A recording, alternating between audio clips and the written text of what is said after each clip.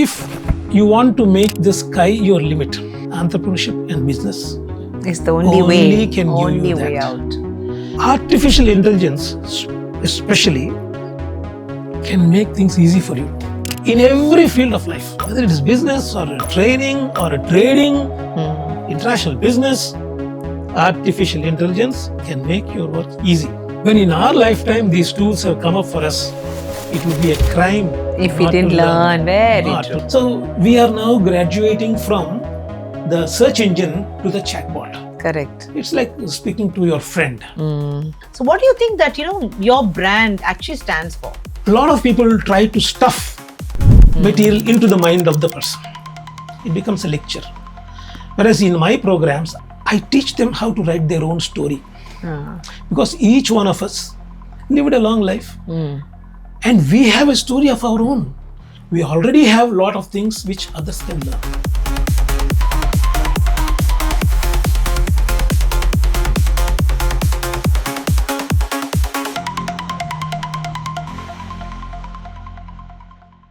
Hello.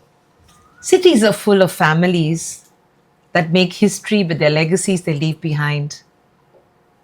I am Meenamma. I am a storyteller and a trainer, and I wish to share my chats with inspirational people around me on varied topics of global interest, with the hope that my audience may design a better life from my episodes. Each talk is a journey inward. Come travel with me today to meet an extraordinary human being. But do watch this episode till the end and subscribe to Meet Meenamma on YouTube, Instagram, and other handles. I'll be putting up short clips and exciting reels on this episode for you to get valuable insights in lesser time. Do you know that the person gracing my studio today is a member of the Kolluru family that has been residing in Visakhapatnam for more than 150 years? Meet KV Ratnam, past National President, Junior Chamber International India, former Director, Foreign Trade Committee, 2018 of the Vizagapatam Chamber of Commerce and Industry. Ratnam is an electronic engineer, a master business coach of JCI India, a trainer of trainers, an AI trainer, and a mentor to many, many people. He was a former public sector executive in the steel services, but then went on to become a businessman, an entrepreneur, and an international trader that took him to different parts of the world. He also served as an international vice president of the Junior Chamber International and was in charge of 26 states in the United States of America. Currently, he is the director of JCI India Foundation, serving needy students across the nation. Ratnam's uniqueness in training courses is his ability to demystify complicated concepts for easy learning, understanding, and application. His training programs impact the lives of all age groups on varied subjects to induce lasting behavioral changes. Ladies and gentlemen, it's a great honor to have the master trainer, KV Ratnam. Hello, Ratnam. How do you feel today with Meenamma? Great, Meenamma. You're known so well in the city. It's a pleasure to be at your beautiful house today evening and discuss with you. Thank you so much, Ratnam. I have known you for many, many years, but I would like to know about your childhood. You belong to the very, very famous Kolluru family, where you were born and your childhood and how it was in Visakhapatnam for you. I had the lovely fortune of being in a huge joint family. In my childhood, my father just started the business and was very deeply involved in building the business. So it was my grandfather who took care of my education. Yeah. And we were so scared of him. We would listen to him, whatever he says, whether we liked it or not. Yeah. And he was the person who molded us, sculpted us into what we are today. And the great part of this building of the personality, I would attribute to my grandfather. From my father, I saw how a business can be built up from scratch. From scratch to something big with a lot of ethical standards, uprightness, and it's a clean, open book business, which we are still continuing. it was every member of the family had a different background. My grandfather, whose name was K.V. Ratnam and whose name was given to me, was a criminal lawyer and a public prosecutor. Uh-huh. And he did a number of cases for the famous freedom fighter Alluri Sitaramaraju. Oh my God, he's a legend. Yes. And he was like a Britisher with a hat and neatly pressed clothes, and would walk on the road, and people would run away from there when he was approaching. People were really scared of him, but a person who could teach us so many things in life. My father served in the Royal British Air Force Okay. during the Second World War. And he fought in the war front in Burma and Chittagong. After the Second World War was over, the families wanted their children who were serving in the war to come back. And he came back. The very next day after he returned from the war, my grandfather put him up with his uncle to teach him hardware and paints business. Oh, but why did he choose hardware and paints? Because my uncle was in part hardware and paints Oh, business. okay, okay. And father very obediently went and learned.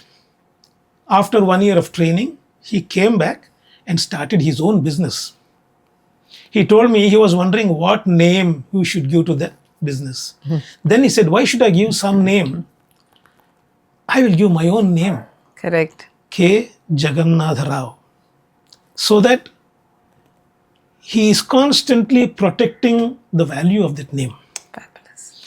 And he also said, and I know my children also will protect the same name. If you give some name which has nothing to connect with himself, then they can change the board any moment. But here you can't change the board.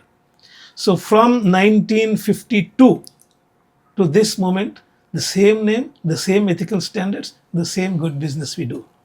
You know, your shop, Kolluru Jagannath Rao hardware store, it's, you know, every city has that quaint shop where there's always a, you know, a legend who will share stories across a cup of coffee. And I remember as a child sitting with your father and discussing his school and college days, talking to your dad about so many stories of sailors and ships and how Vizagapatam was. And your father and I were good friends, you know. And he would often talk about his son who was working at the steel plant, and that was you. So tell us, how did you land up? What was your education about? And when did you reach the steel plant? I have to tell you a few stories before this. I always wanted to do electronics engineering. That was my pet subject. But my parents, my father and my grandfather were not keen on that because there's a business. And they were scared I would do something and go out for a job. But my mother called me and said, if you don't study now what you want to study, you can never do it again in your life because this age will not come back. Yes. So go do that particular subject which you love. Then I said, where do I get the money? I said, I'm going to pay for education. Go. So it was, if you remember, there was a Mulki strike in those days. Correct. That was the time. And I got admission into the JNTU. This was 70s? 1972. Well before the Andhra agitation. Yes. Okay. So 1973, I got admission to the Kakinada JNTU Government College of Engineering. And when I joined the electronics engineering and telecommunication course, it was a joy because I loved the subject. And even my teachers were also so happy to know that here is a guy who knew the fundamentals very strongly.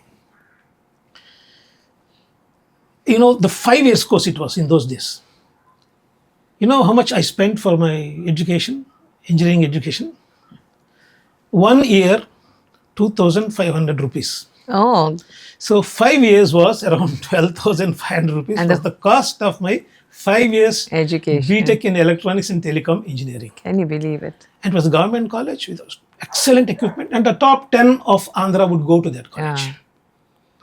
It was tough to compete with the students there, but I did a good job because I loved the subject. I would teach a number of people, of my students, co-students, this subject.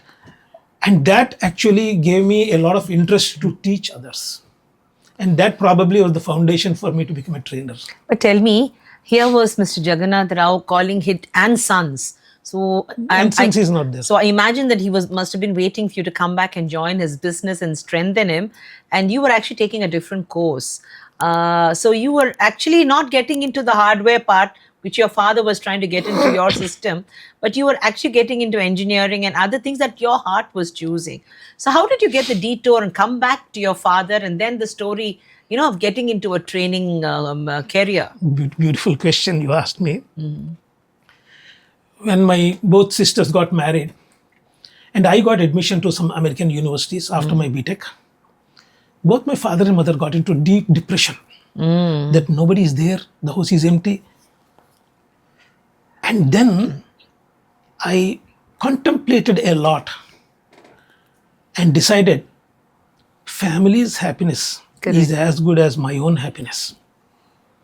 So I told my father and mother, I'm not going to study anywhere in the world. I'm going to continue here. I'll do my post-graduation here in Visakhapatnam. But I want to see the whole world. I want to work under different professional executives because I want to see different types of management. Systems. But leave me for 5 years and I promise you I'll come back to business. And in those 5 years, I wrote the entrance examinations of so many companies and I got into every company which I wrote. But for Visakhapatnam, this Steel Authority of India Limited, they gave me the option to come to Visakhapatnam. Oh, you're going back home. Yes, that was SAIL, not RINL in Yes. those days. So I went to Billai for training for around 1 year. We got excellent top grade training at the Billai steel plant. Mornings would be theory classes, in evenings would be plant visits. So we were the management trainees. Lakhs of people wrote, but 350 people were selected. So we were thorough with the process of steel making, and we could conduct such courses to many other new trainees also. At that particular time, RINL, Rashtra Ispat Nigam Limited, was formed. Bombing, yes. And they wanted their officers immediately. Yes. So they asked me to come here. So I came here and joined the Rashtra Ispat Nigam Limited. Here I worked for a few years. And then I realized, if you want to make the sky your limit, entrepreneurship and business It's the only can give only you way that. out. Because there we had to report to so many people, we had to work under confined atmosphere. So many obstructions would be there. But I learned a lot there, which I could apply here. Otherwise, I would be knowing only the way which my father managed the show. That's true. So one summer, I told my father, I would like to come back to business. I've learned, now I'm ready to come back. At that time, he took out a bond paper and said, sign it. If you want to join the business, sign on it. I still have the bond with me, where he said, till today, whatever the business was making, you have no part in it. Okay. If you improve upon this, It's you will yours. get a commission. A commission. A commission on that. And annually, you will get a particular salary. I said, first I felt, look, I'm the only son. And they say I'm the heir to this Yes. property. Why is my father doing it? I said, okay, anyway, he's putting me on some rules and regulations. Let me follow them. So I signed. And I came to my business. My staff, who saw me as a small child, Yes. would never accept me as a boss. Correct. So in my management training in steel plant, I learned first we need to prove our ability before To we gain the respect. give instructions. Correct. We have to prove our ability, and people should understand this guy knows. And worth being a leader. Yes. So I tried and succeeded very well in showing them that it is worth making me their boss. Yes. And many times they would say, we never thought you could solve it, but you solved it. Yes. So they started understanding that I could lead them properly. And my father also got confidence. Parenthood was very different when we were growing Yes. up. Our parents always threw us into the water and tested us. Didn't hold our hands or give us that golden spoon that we give to our children. I think that makes us stronger people, and I see it in you. But then I'll come back to another part. you met your sweetheart, the girl you would marry during your training for Yes. the steel plant, the RINL. Yeah. I'll come back to that part. But I would like to now understand. Okay, now you worked for a few years in the corporate jungle. You understood the steel department, the systems. You came back to your dad. But how did, at this time, training come to you in a big way? Yeah. How did you inculcate, because your English is very good, how did you inculcate the British English so well and get into talking and then try to execute a training program? First, the foundation was laid. The entire credit goes to my grandfather. Every beginning of every summer holidays, when all the children would go to their grandfather's places or play somewhere, for me it was a different routine. 9 o'clock, my grandfather comes out of the room, and I have to go in front of him, hold a book like this, and read out loud such wonderful books like the abridged versions of 100 American scientists, 100 European scientists, 100 new inventions. These books he would bring for me. So I had to stand and read. And these are, remember, abridged versions. That means a 200-page book was reduced to mere 4 pages without missing any detail. So imagine the quality of the language, the crispness, the conciseness. Everything is packed. 1 page is packed into 1 sentence. That gave me the ability to confidently speak. So that was my one of the traits. I had the fortune of joining an organization called Indian JCs. JCI. Now it's called JCI India. Okay. In those days it was called Indian JCs. I went to their national convention at Pune and saw top trainers, simple people, conduct powerful sessions. Then I realized even I can do that. Yes. So I attended the Train the Trainer seminar and stood as an outstanding participant at the state level of Andhra Pradesh. When I started doing, the National Governing Board observed me, how I was doing, and invited me to attend the National Train the Trainer seminar. Wonderful. 30 participants from all over the country, 4 days of training by top quality trainers. And then we have to give a commitment that we serve the organization as a trainer for 1 year. That 1 year I traveled around the country and did original training programs. Normally people would read some book and spell out the details of the book in the training program, thinking it is a training program. But I wanted to be totally different. Creative. Very different from the others. I wanted to put a brand of myself. That helped me. Every program I did had something new in it.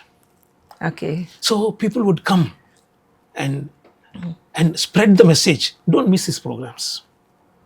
That was how I was able to establish. And today when I train a lot of trainers, I tell them same thing. You must have something different, something unique. You just can't follow the old road. So that is one thing that helped me as a trainer. Tell me, what do you think is your signature?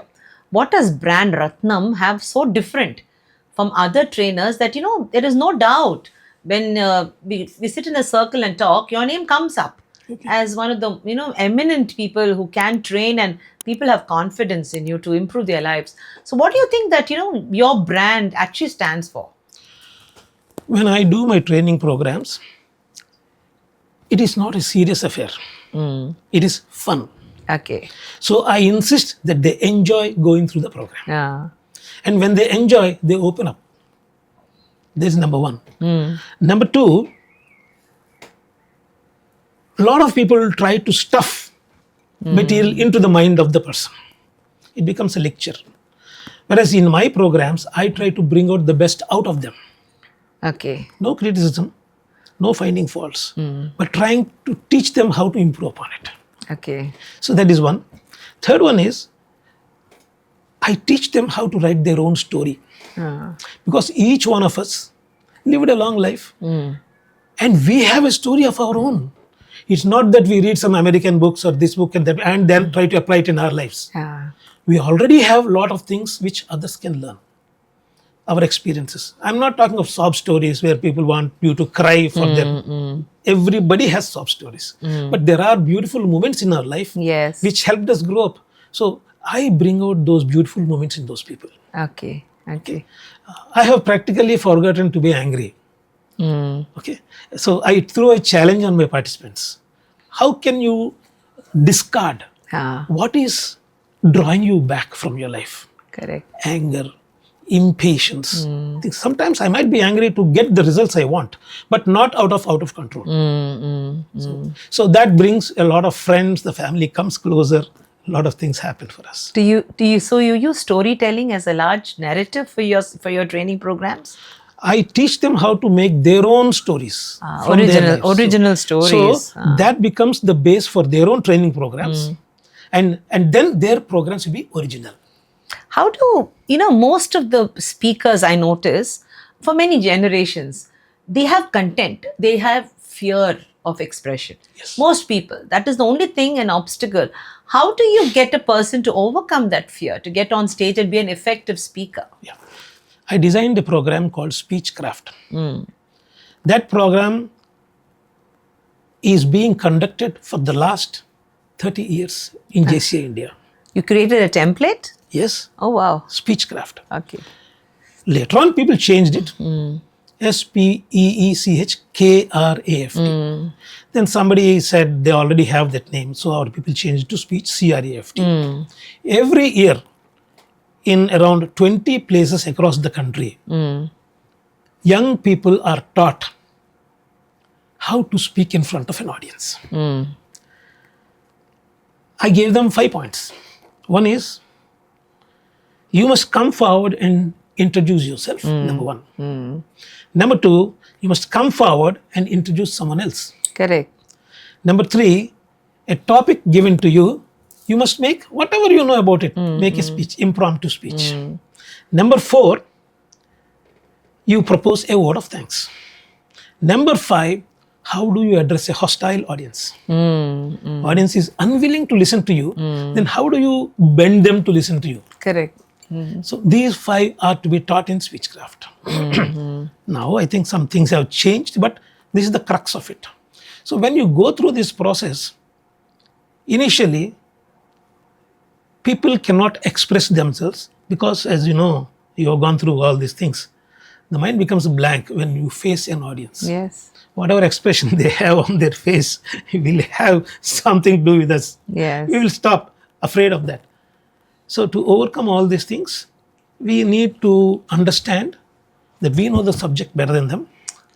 They are here to learn from us. There must be a reason why we Yes. are here to teach. Yes. So we know the subject. We are an authority on the subject, and they will learn from us, and it will make us popular. That's true. People talk about us. True. So if you're practicing it well, then there'll be no fear in front of an audience. If you go without practice, you'll fumble there. So even now, after 30 years of practice, I practice my speech and go. Yes. But nobody can make out I practice. It looks as if it is coming like a smooth flow. Yes. Yeah, very often people also tell me, oh, it's so easy for you, Meenakshi, you just talk. But people don't realize, I think that is the secret. I always plan, at least I will make one impactful word or a sentence or a philosophy that will leave an impact. Yeah. Because, what you bring into the room is not as important as what you left back. Exactly. So I think both of us have that in common, and I see it. I see that commonness. What do you do for body language? Especially the younger generation, their body language is really pathetic. They don't care. They're very cool and composed, and the word cool actually makes them so uncool in terminology of effective speaking. I had the fortune of attending Alan Pace's body language course in Glasgow. Ah, Alan Pace, as you know, is the father of body language. And the smooth way in which he taught us, I have not seen many trainers do that. The activities that he did, all these things. Body language is a little complicated subject because it all depends upon the country from which the person comes. yes. Japanese body language is different. American body language is different. Latino's body language is different. African body language is different. So body language as such is not a same subject across the globe. If I talk to a Japanese, he maintains 4 feet distance. And as an Indian, if I would like to go closer to him, he'll go back another 3 steps backwards. Yes, yes. Okay. Now, if it is a Latino, they come and put hand on your shoulder, and then they talk. Yes, yes. They touch. For them, they better touch. Yeah. An American would maintain, say, hi, as if he's known you for many, many years. Yes, He'll talk like that in this slang.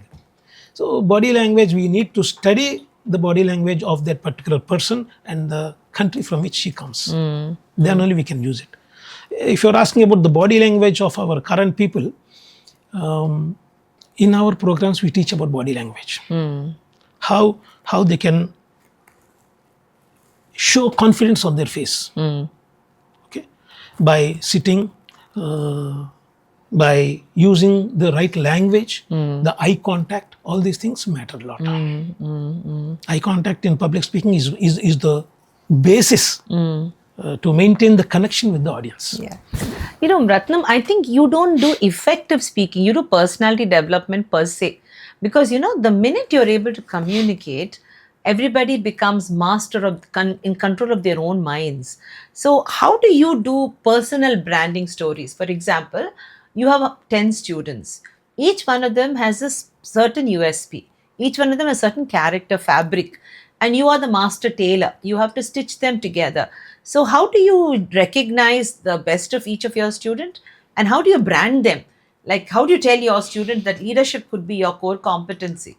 Or, you know, music or, you know, arts could be a... How do you do that? How do you bifurcate? So we have a 4-day workshop called National Train the Trainers Seminar. This is a seminar. 3 of us do it. I've been the pilot for the last 18 years for that. 30 persons come. They pay a big amount and come there.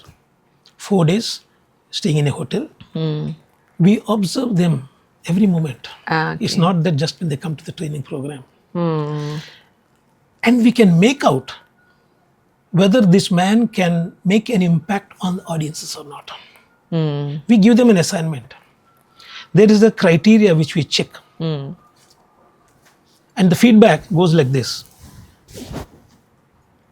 The feedback sheets given to the participants. Question number 1 will be, what did you learn in this program? So it means whether the trainer gave them something, some inputs Worth learning. Second, where will you apply it? If they can't apply what they learned, it is garbage. Yes. They have to apply in their lives. And the third question is, how will it change your life? There's no point in doing something regularly without actually making a turn in their life. So three points will give me the indication that this guy has done a good job with this person. Okay, that's how we decided. And what are the common mistakes that, you know, like you, there are many trainers, each one has their own style. Yes. What are the common mistakes that you find in an audience? See, not everybody is willing to take criticism. So unless a student is willing to open up to the fact that they are weak, they cannot become strong. So, you know, it's like breaking the horse, the wild horse. Yeah. How do you do that? First time you meet, you know, the auras are different. How do you do that? As a rule, we don't criticize anybody. Because each one comes from a different background. Each one, we don't know how they will take criticism. So we don't criticize. We have counseling sessions, individual counseling sessions. So in the counseling session also, we don't tell him that you did this wrong, you did this wrong. We will tell you, we will ask them, how can you improve upon the performance you did yesterday? And we'll give them marks. And invariably, many of them say, I couldn't do this properly, I couldn't do this properly, I need more confidence, I should have taken it more seriously, I must do more reading, things like that. So when you want to change a person, criticism is a wrong tool. Because they must accept it. Yes, yes. They don't want to be criticized and then they will argue with us and say, no, mine is right and all that. We are not going to take them into that lane. You know, you speak to different audiences. I understand you speak to school students, college students as well as corporate bodies. Many of them. So, the level of acceptance, the level of the aura, the level of intelligence in the groups are different. So, how do you adapt to these different groups? This is one of the exercises which we do in our training programs. Same subject, electronics. How do you teach a 5th standard student electronics? Then we see the vocabulary, how he's communicating the concepts, what examples he's giving them. Second, how do you teach the subject of electronics to a graduate? The whole level of communication changes. Yes. Then how do you teach electronics to professors of the electronics department in Andhra University? Who have major egos. Not only egos, they are They learn experts it. in They the subject. learn it. Experts in subject. So this man must do something new to get their attention. So how do you scale the content of the subject? How do you scale the presentation part of it? What are the examples you are going to give? Things like that. So in that particular session, they realize, oh my God, the subject is the same, but we are giving to 3 different audiences. You've always stayed relevant, Ratnam. Whether, you've been moving with the trends. And now we see artificial intelligence becoming a large chapter in your life. When older people after the age of 50 itself, they say that, okay, ho gaya, I finished my learning now. Let's leave the learning. But your learning curve is just going up. Every day you tend to learn. Is this by force of habit, or is it your nature to want to upgrade yourself and pull up your pants every day? And how does technology for you affect the way you are communicating or effectively helping people to speak? Being an electronics and telecom engineering student in those days, today, when new subjects in the field of electronics are coming up, the growth is so fast. It's very, very difficult to keep up the pace at which these subjects are growing. Artificial intelligence, especially, can make things easy for you. In every field of life, whether it is business or training or trading, international business, artificial intelligence can make your work easy. When in our lifetime these tools have come up for us, it would be a crime if we didn't learn. Not to learn them. Very true. So in fact, I was inspired by a BTech student. I was traveling with him in the car, and he said, "Uncle, I'm selling this research report for so many dollars to somebody in the USA." I said, "How do you do it?" That was 15 days after ChatGPT was introduced into the world. Wow. Then I took it up, I read it, it was interesting. Then I started learning it. Then I went into the depth like LLMs, NLP, natural language processing. All these things I went through and learned the applications. Yes. Generative AI a few years ago. That means we can create the content we want without much effort. But if we continue to do that only, our brains become dead. Stop working. True. They become dead. So we have to introduce the human component into the robot component. Yes. These are all chatbots. So whatever we teach them, they will give us back. So we have to put into the chatbots content our own content to make it my own content. It has to be original thought which can be replicated or improved upon by a AI body. Yeah. But the original thought is yours. So do you think at some time AI is going to replace the human? It's impossible to replace the humans because humans have to teach the bots. We only have to teach the bot. But they have the ability to give us something that we don't know. Yes. Because so many people teach it. Maybe they have the ability to compile. See, for them, the world is at their fingertips. Yes. By the time you get the information, they've already given it to you. See, people may not be knowing the difference between Google and a chatbot. Correct. Google and ChatGPT, for example, we take it. When you ask, let's say there are 2 students sitting here. One is the Google student, the other the ChatGPT student. Google student will have 10,000 books around him. And when I ask him, I want to learn about meditation. Then he will say, these are all the books for meditation. Please take up and read it. Okay. It's like the librarian. You go to ask the librarian, he says, go to top floor, so and so, left side shelf, you pick up the book. Correct. On the other hand, this chat GPT boy, he doesn't have anything. He's already having in his head. Yeah, he just vomits it out to you. So you ask him, he will give. He's Yes. like, I say, Sadguru. Yes. Sadguru Jaggi Vasdev. If you ask Sadguru, sir, tell me about meditation, he won't say it. Pick up that book and pick up this Yes. book. He will just smile once and he'll give you the He'll answer. give you the answer. So we are now graduating from the search engine to the chatbot. Correct. It's like speaking to your friend. So these are the miracles happening in our lifetime, and we must know about that. Yes. Now, yes. just like each student, one guy is an expert in maths, one in English, one in science. Like that, these chatbots are also experts. Wonderful. So you pick up the chatbot you want.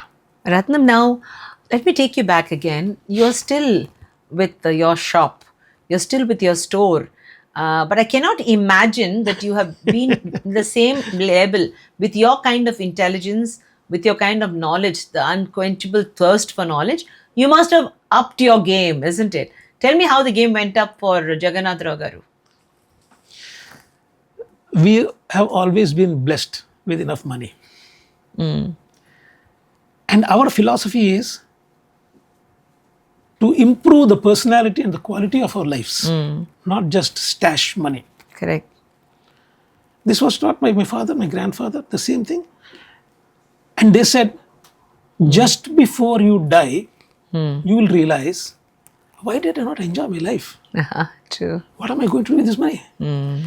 So they always used to tell me, you earn what you want and more, Yes. but enjoy life.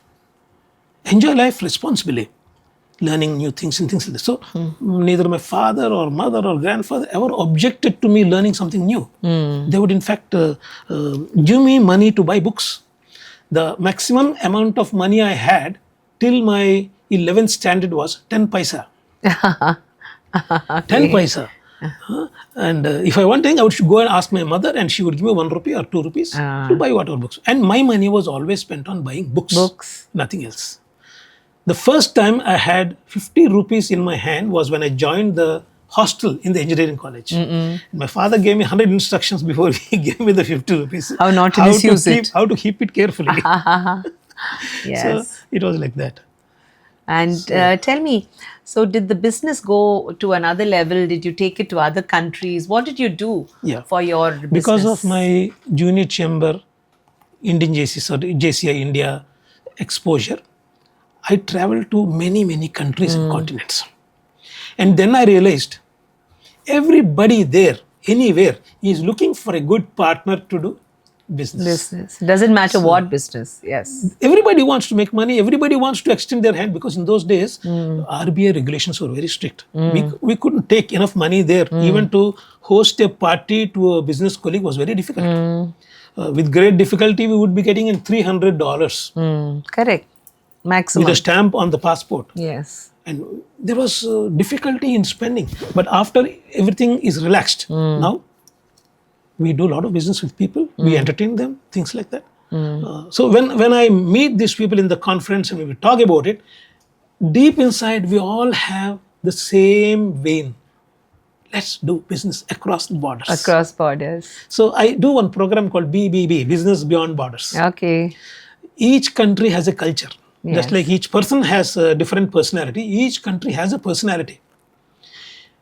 When I do business with the Japanese company, they're so meticulous. If they say something, it is done. Yes. If I do business with a Latino in South America, if I talk of business after 6, they would look down upon me. Who is this fellow? This is party time. Who is this fellow talking business after 6 p.m.? That's true. And if you want to do something with the Europeans, if they say 9, it is 9, Yes. not 9:1. You must be there by 8:59. Even if you're quite early, they would say, this fellow has nothing else to do. He came 5 minutes before. That's true. So each person, each country has a personality like a person. So it's always a pleasure. Like if I'm discussing with the Japanese, which is 4.5 hours ahead of us, then I do in the morning 8 o'clock. By the time they are ready for the lunch break. Correct. Before sleeping, I send some messages to the Americans. By in the morning, I get the response. So like that, we manage and we enjoy it. And because my English is, by God's grace, is clear, they say, we are learning new words from you. How nice. New words from you. And it's our fortune that we found you, because you mean what you say and you say what you mean. Business Beyond Boundaries reminds me, I recently saw that you started dabbling in coffee. Now, see, this is another business opportunity which Ratnam did not leave because he wanted to learn. So tell us this coffee story. I just started, nothing big. I was scouting for products in and around Visakhapatnam. Then I found seafood, granite, coffee, and other agri products. Then I picked up coffee by instinct, because I met some people who said, if you want to do, we will help you. In January we started. By March, the first consignment left. Wow.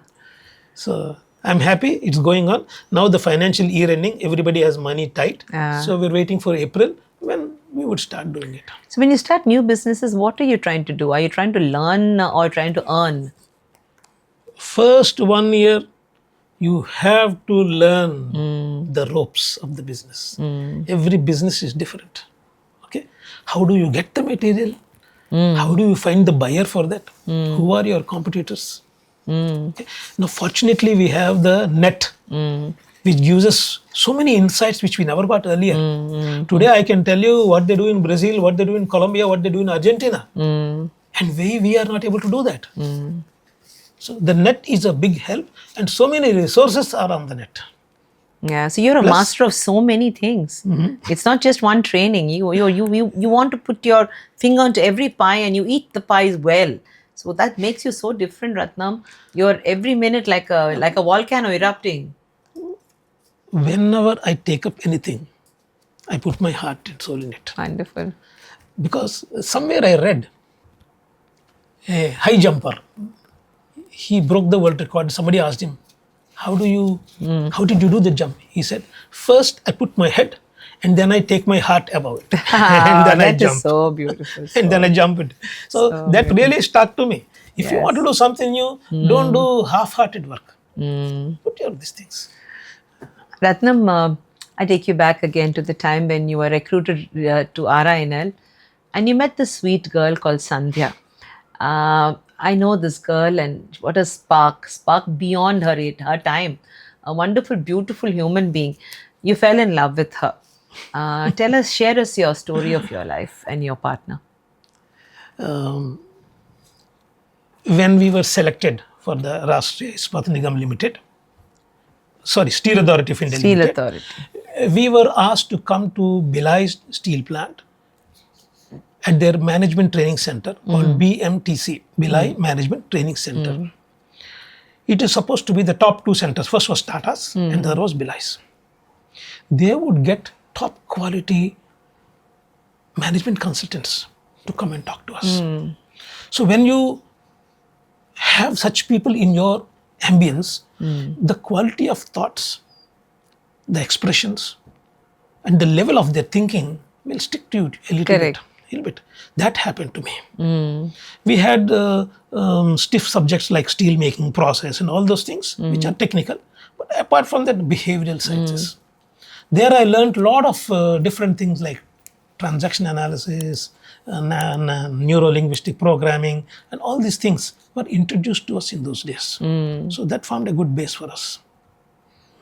And tell us about your love story. There's no love story or anything. There were around many girls in these things, but here was a person who was clear about what she wanted. She's from a good family. Language was good. The seriousness with which we used to take up, excellent. And my mother used to tell me, I want an independent daughter-in-law. How wonderful. I don't want somebody who will cry for everything. So if you ever find such a person, tell me. We don't want people to be the same housewives, worrying with their co-sisters and things like that. So I want an independent person, and such people only will make the family happy. And I found she was good. So she told her father, I told my father, both of them spoke to each other and they agreed. So there was not a problem. Sandhya complimented you in many ways, especially when you became the president of JCI. Yes, yes. I think she was a wonderful first lady. And she had her own talents. She was very good at many things, including handicrafts and getting women together, talking at platforms. She was a really energetic woman. You made these two incredible little girls, the little babies that you had. And I still remember the day when I came to understand that Sandhya was unwell. Tell us about it, because many of us don't share our pain. While we talk a lot about our pleasure and our success, very few people actually tell others about their pain, their journey, and how they survived while they lost their partners. So tell us how that happened. How did we lose Sandhya? When I was a national president, she would take care of the Hindi speaking groups. I didn't know Hindi. So she would answer their mails. Yes. Whereas I would answer the English and the Southern language mails. So as you said, she has beautifully complemented, make my work easy, and made a good name for herself. She was highly respected in the circles. After my 1995, I served as the international vice president. I was given the United States of America to serve 26 states. After that was over, I thought to myself, now I must come back home and compensate for what I couldn't give to the family, because I was traveling a lot, and she was not coming with me because food was difficult for her. She was pure vegetarian, and also the children were growing. Small, She was. Then I said, we'll go to Switzerland or some place like that, Helsinki, all these things. We planned very well. We thought of opening an office in Germany also, so that we can do our trade well. At that particular time, she complained that her chappal was coming out. She was not able to grip her slipper. We didn't know that. But she used to say, very poor quality chappals are coming. My chappal is coming out. Get me new. I used to get new. And after 2 days again, that also used to come out. Then she said, I'm not able to comb my hair. Difficulty. So we didn't know all these things. No, we never faced such problems. Then when I took her to the doctor, he said it's a neurological problem. Yeah. We went to Seven Hills. Dr. A.K. Sharma was there. He saw, checked up and all, said, this could be this.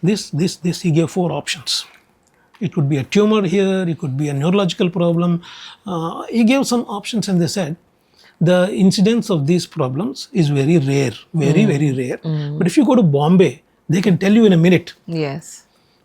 I took her to the Bombay hospital in Bombay. They just saw the MRIs and said it is multiple sclerosis. So they named it as multiple sclerosis. Which is very rare in India, and it never comes in tropical areas. It comes only in cold countries. We didn't know what it was. So the doctor prescribed some steroids, which is the usual normal way of doing it. We were there for around 25 days in Bombay.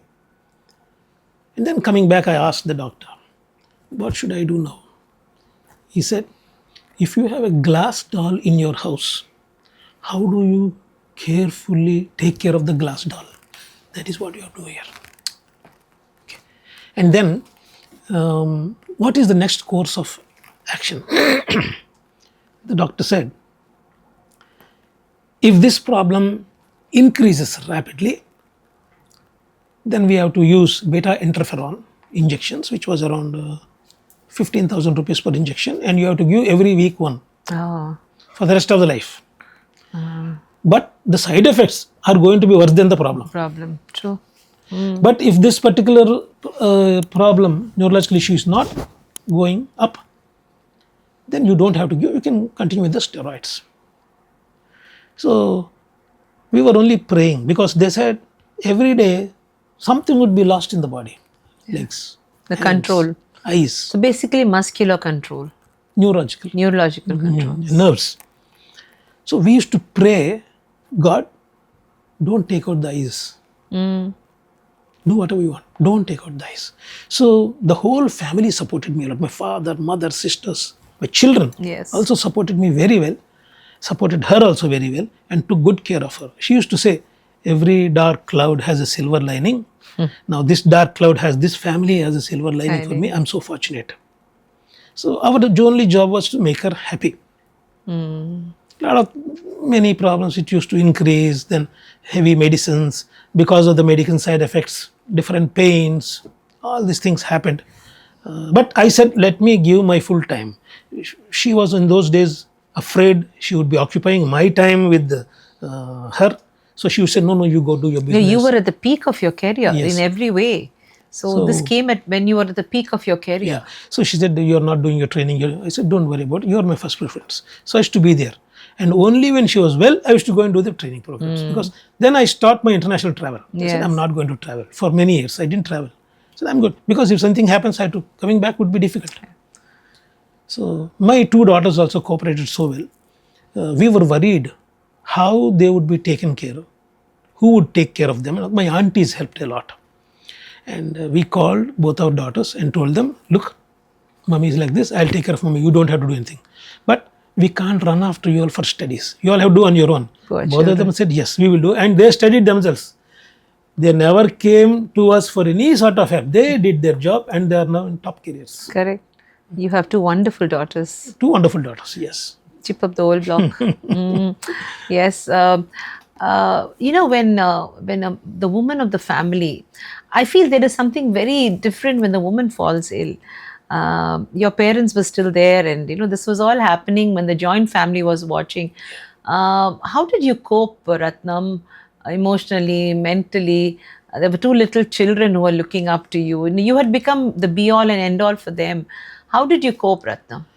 It was not easy to cope, but I would create my own boxes. When I go to the business, I would think of the business. When I come home, I would think of my family. There's no overlapping. I said something else should not compromise because of something else.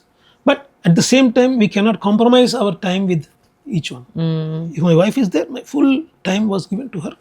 Yes. So like that, we spent almost 17 years. We spent like that. So Sandhya was, after she was ill for 17 years.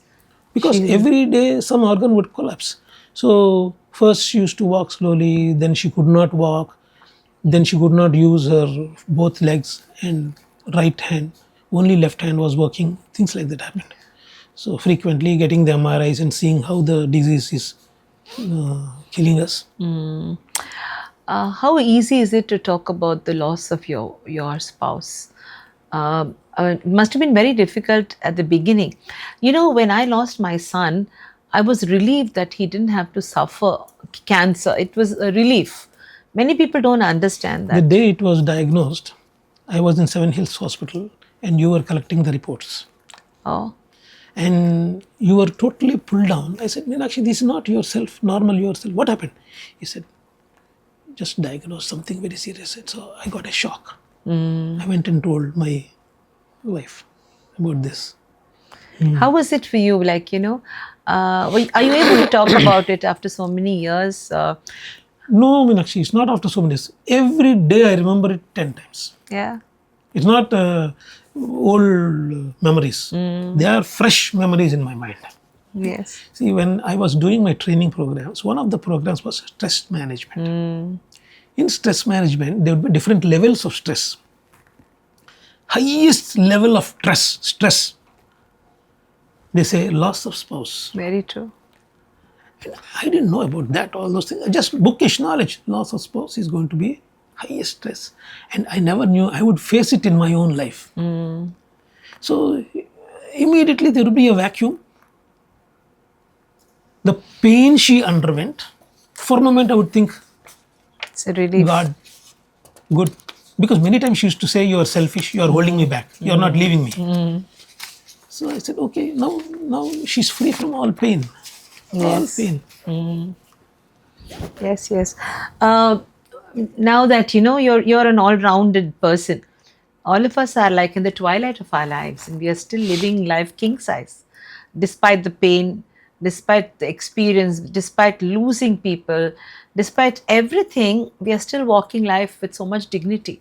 Ratnam, what is the future for you? Where do you see yourself? See, I take each day at a time. Each day at a time, because I faced what is tomorrow, we don't know. So, number one, I keep my health in order. I don't miss out on my yoga or my jogging or my meditation. I don't miss on that because that is what is actually creating the fire within me. You must have read about NO, nitric oxide. The production of nitric oxide in the brain is what is keeping your blood vessels dilated and healthy. Okay. There are many such things which we have to do with our own body to see that we are active. One is regular exercise. Number two is reading. Reading not just some novels, technology. What is coming tomorrow into our technology? Fortunately, we have so many YouTube videos, Yes. different courses, international trade centers doing these courses. All short courses, 1 or 2 hours. And if I like it, I'll take it up into depth. Ratnam, who are the people who have inspired you maximum in your life? In my family, I would say my grandfather and father, as far as the knowledge and the standards they maintained. My mother inspired me a lot. You always used to say, be yourself. You don't have to take everybody's approval. What you like, you do. That's That way. And in training area, there was one trainer called William J. Potter from Auckland, New Zealand. I attended his programs. He trained me. I was so inspired. I brought him to India to see that many of my friends who cannot go to World New Congress Zealand, or other international conventions, that they also learn from him. He came to Mumbai in the film city I organized. 30 participants came attended the program. wonderful. It's a golden opportunity for them. And there's one more gentleman, Mr. Subrata Ghoshal, a trainer of our JCA India, chief instructor of the Air India Staff College. Every air hostess, every pilot, every ground crew must go through him for training. And the way he would make a tough subject so easy and fun to learn, that twist is the essence of training. Mainly, these people taught me how to demystify complicated concepts. Wonderful. Wonderful. Because after all, a human being has to communicate to another human being. Why should we make it complicated? That's true. So if I know how to demystify, make it simple, as if you drink coconut water, what more is required? Very true. It's a pleasure to talk to you, Ratnam, because you're not just erudite and so clear, but you also have done so many things. For all our viewers, we have just one small life. If we can dabble in many things and learn from many people, and when we go, we can leave our footprints on the sands of time, you can be sure you have walked the path of life very well. Ratnam and all these inspirational Indians always make Meenamma feel life is a beautiful journey. It is such an honor, Ratnam, to have you with me. And Not only what you say honor, it's an honor for me also, because I've been seeing you right from childhood.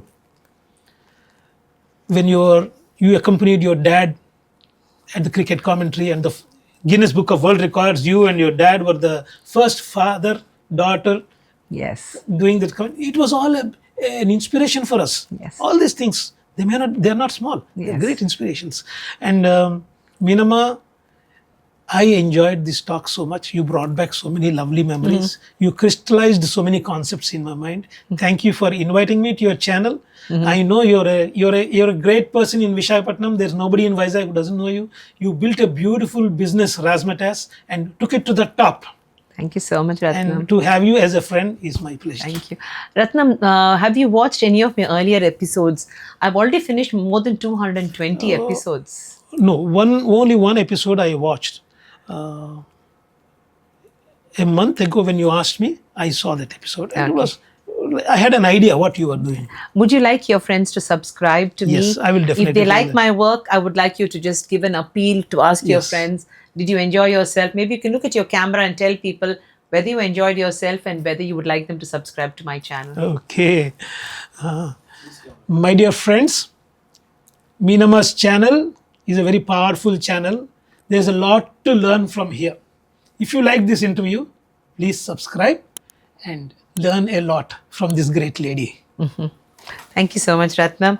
A little something from Meenamma. Oh, thank you. And I hope that you will use this cup and fill the cup of joy for everybody you meet. Thank you for leaving a legacy of love and learning for all of us in our city. Thank you, Meenamma. Thank you.